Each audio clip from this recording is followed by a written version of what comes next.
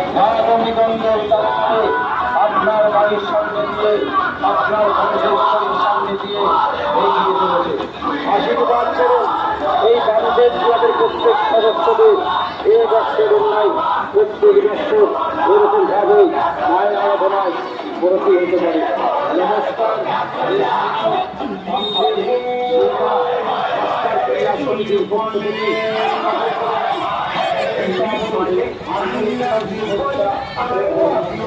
I love you, boy.